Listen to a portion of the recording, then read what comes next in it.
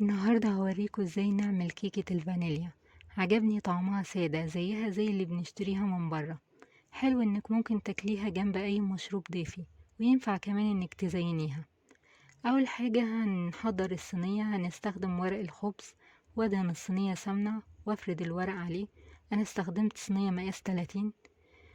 تعالوا نبدأ بالمقادير. المقادير دي تنفع تعملوا بيها كيكة واحدة كبيرة او 2 متوسطين.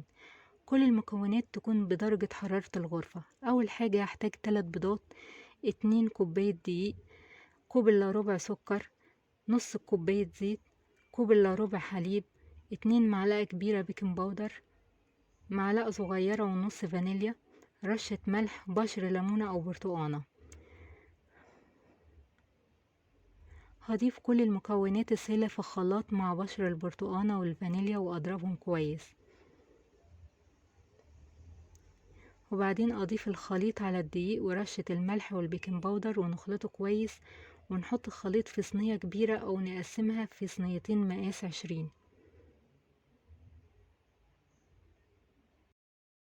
نحطها في فرن درجة حرارته 160 في الرف اللي في النص، ونسيبها لحد ما نحط فيها خلة تطلع نضيفة.